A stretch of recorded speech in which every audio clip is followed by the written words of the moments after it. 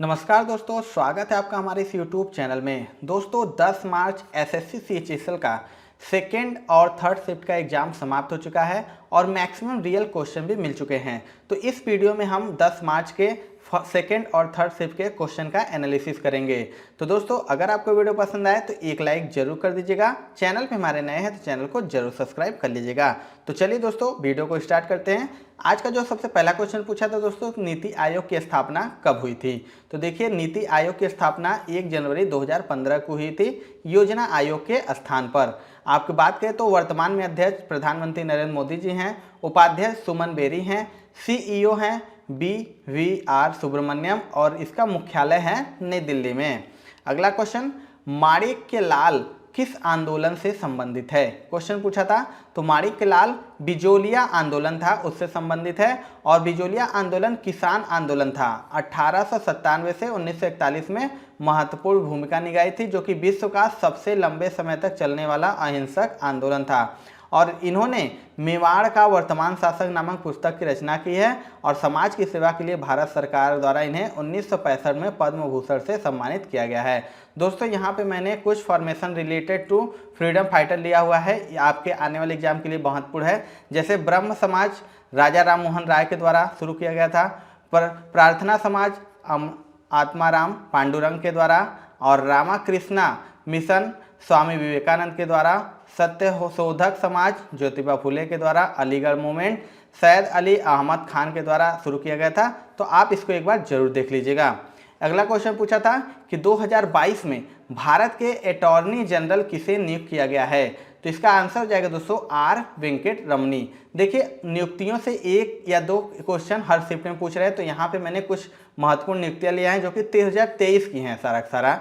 तो जैसे फिक्की के महासचिव शैलेश पाठक बने हैं, भारत के drug control general Rajiv Raghuvanshi बने हैं, विश्व बैंक के निदेशक परमेश्वरन अय्यर बने हैं, नीति आयोग के सीईओ VVR सुब्रमण्यम बने हैं और यूट्यूब के सीईओ नील मोहन बने हैं। अगला क्वेश्चन पूछा था कि 36वें राष्ट्रीय खेल में जो योगासन हुआ था उसमें स्वर्ण पदक किसने जीता था। तो इसको जीता था पूजा पटेल ने, जो गुजरात की रहने वाली है। इन्होंने जो योगा हुआ था खेल उसमें स्वर्ण पदक जीतने वाली पहली खिलाड़ी भी हैं। दोस्तों बता दें आपको, 36वां जो राष्ट्रीय खेल हुआ था उसमें दो नए खेल को शामिल किया गया था, योग को और मलखंब को। तो योग में ही पूजा पटेल ने पहला गोल्ड मेडल जीता है। बात करते दोस्तों आने वाले शिफ्ट में पूछ सकता है कि सबसे ज़्यादा अवार्ड किसने जीता। तो देखिए, सर्विसेज ने सबसे ज़्यादा जीता था 128 मेडल, किसमें 61 गोल्ड, 35 सिल्वर, 32 ब्रॉन्ज। अगर दोस्तों इसमें दो क्वेश्चन पूछता है, अगर देखिए आपसे पूछता है कि सबसे ज़्यादा पदक किसने जीता था, तो देखिए सर्विसेज ने जीता था। अगर आपसे पूछता है कि सबसे ज़्यादा पदक किस राष्ट्र ने जीता है, किस राज्य ने जीता है, तो ये महाराष्ट्र ने जीता है। 39 गोल्ड, 38 सिल्वर, 63 ब्रॉन्ज, कुल 140 पदक महाराष्ट्र राज्य ने जीता है। एक क्वेश्चन पूछा था दोस्तों कि वर्ष 2022 के अनुसार भारत की जीडीपी रैंकिंग क्या है। तो देखिए, इसका जो जीडीपी रैंकिंग 5वां था। ब्रिटेन को पीछे छोड़कर भारत जीडीपी रैंकिंग में 5वां स्थान हासिल किया था। एक क्वेश्चन पूछा था कि 2018 एशियाई खेलों में उद्घाटन समारोह के ध्वजवाहक कौन थे। तो इसका आंसर हो जाएगा दोस्तों नीरज चोपड़ा। आपको बता दें कि जो 2018 के एशियाई खेल हुआ था उसमें भारत ने 15 स्वर्ण सहित कुल 69 पदक प्राप्त किया था और बजरंग पुनिया भारत को पहला स्वर्ण पदक दिलाए थे। और इन खेलों की थीम थी feel the energy of Asia. और 18वें एशियाई खेलों का आयोजन हुआ था इंडोनेशिया में और इसमें पहला स्थान चीन ने हासिल किया था। उसने 132 स्वर्ण, 92 रजत और 65 कांस्य पदक सहित कुल 289 पदक प्राप्त किया था और पदक तालिका में लगातार 10वीं बार शीर्ष स्थान प्राप्त किया है। एक क्वेश्चन पूछा था कि पारसनाथ की घाटी किस राज्य में स्थित है। तो इसका आंसर हो जाएगा झारखंड में। जो पारसनाथ की पहाड़ी है वो झारखंड के गिरिराज जिले में स्थित पहाड़ियों की एक श्रृंखला है और इसकी उच्चतम चोटी 1350 मीटर है और यह जैन के लिए सबसे महत्वपूर्ण तीर्थस्थल केंद्र में से एक है। वे इसे समेध शिखर कहते हैं।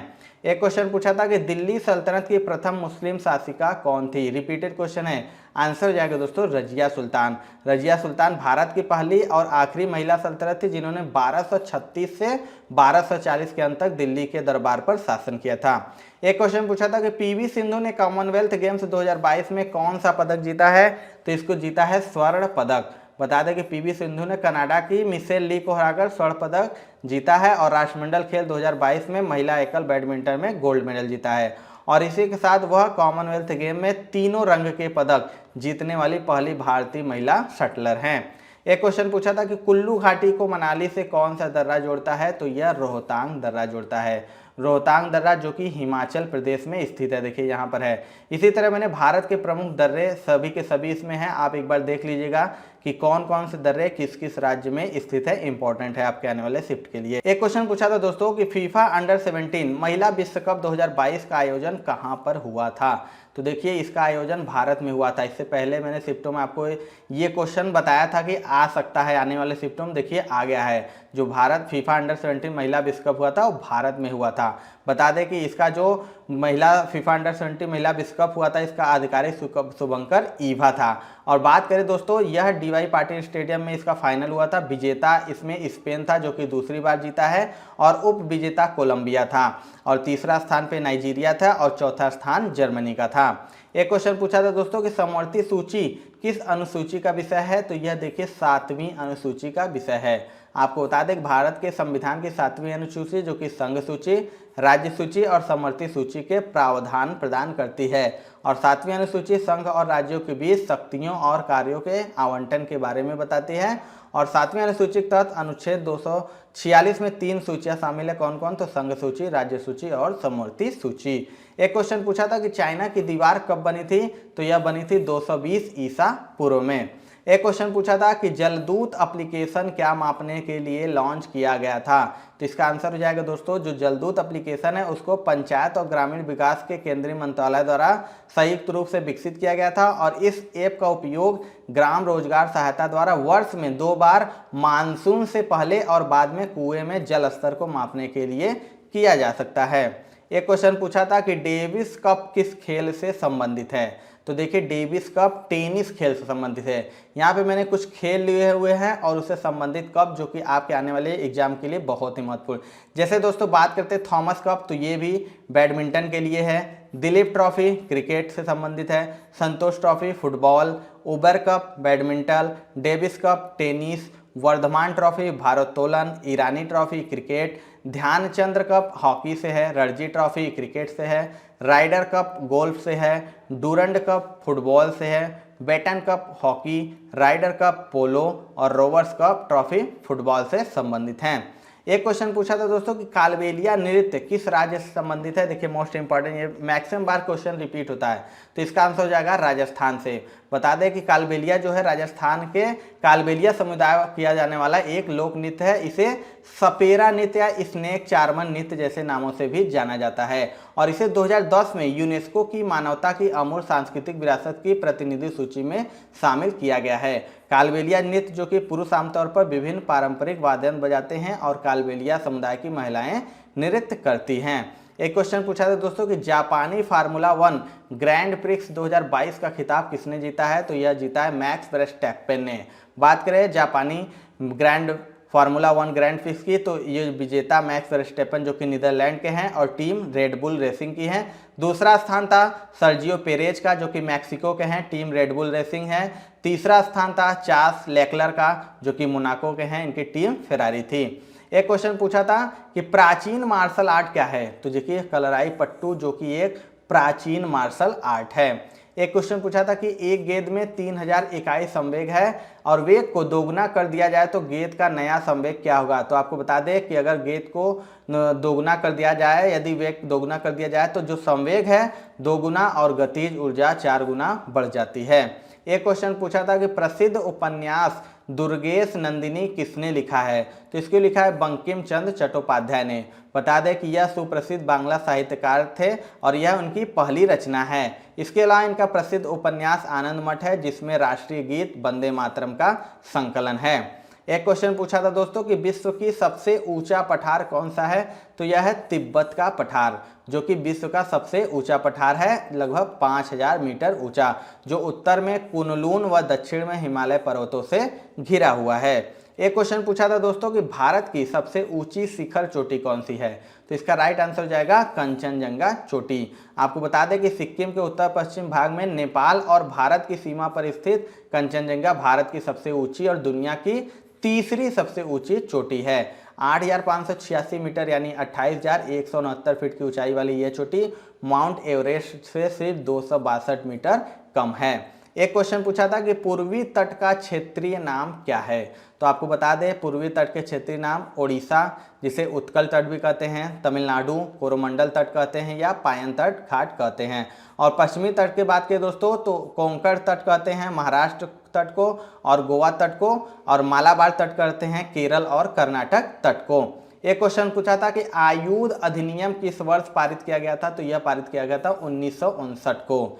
एक क्वेश्चन पूछा था कि सिंधु सभ्यता से कौन सा स्थान संबंधित है, तो आपको बता दें सिंधु सभ्यता से हड़प्पा संबंधित है। आपको बता दें कि जो भारत का इतिहास है वो सिंधु घाटी सभ्यता से प्रारंभ होता है, जिसे हम हड़प्पा सभ्यता के नाम से जानते हैं। और यह सभ्यता लगभग 2500 ईस्वी पूर्व दक्षिण एशिया के पश्चिमी भाग में फैली हुई थी, जो कि वर्तमान में पाकिस्तान तथा पश्चिमी भारत के नाम से जाना जाता है।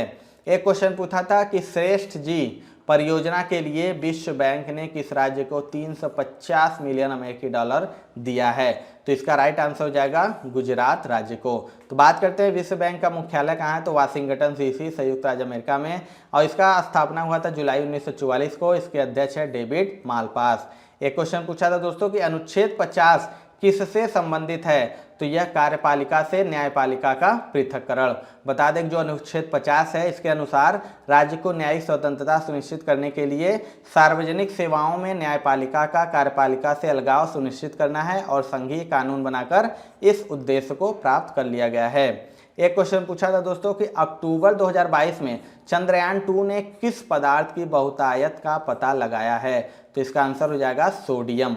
आपको बता दें कि जो भारतीय अंतरिक्ष अनुसंधान संगठन यानी इसरो के चंद्रयान 2 ऑर्बिटर के एक्सरे स्पेक्ट्रोमीटर क्लास ने पहली बार चंद्रमा पर प्रचुर मात्रा में सोडियम की मैपिंग की है। बात करें दोस्तों इसरो के अध्यक्ष की, तो वर्तमान में डॉक्टर के सिवन अध्यक्ष हैं और इसकी स्थापना हुई थी 15 अगस्त 1969 को। इसके संस्थापक हैं डॉक्टर विक्रम साराभाई। एक क्वेश्चन पूछा था कि MPI के अनुसार विश्व में सबसे गरीब लोग किस देश में रहते हैं, तो इसका आंसर हो जाएगा भारत में। बता दें कि दुनिया में सबसे ज़्यादा 22.8 करोड़ गरीब भारत में है। इसके बाद नाइजीरिया में 9.6 करोड़ लोग गरीब हैं। एक क्वेश्चन पूछा था कि रिवर्स रेपो रेट और रेट क्या है, तो आपको बता दें कि रिवर्स रेपो रेट वह दर है जिस पर भारतीय कमर्शियल बैंक RBI को पैसा उधार देते हैं। एक क्वेश्चन पूछा था कि PM जय 2018 में किस लिए शुरू किया गया था, तो आपको बता दें आर्थिक रूप से कमजोर लोगों यानी जो BPL धारक है उनको स्वास्थ्य बीमा मुहैया कराने के लिए। बता दें कि जो आयुष्मान भारत योजना या प्रधानमंत्री जन आरोग्य योजना भारत सरकार की एक स्वास्थ्य योजना है, जिसे 23 सितंबर 2018 को पूरे भारत में लागू किया गया था। और 2018 के बजट सत्र में वित्त मंत्री अरुण जेटली ने इस योजना की घोषणा की थी। और इस योजना का जो मुख्य उद्देश्य था आर्थिक रूप से कमजोर लोगों को स्वास्थ्य बीमा मुहैया कराना।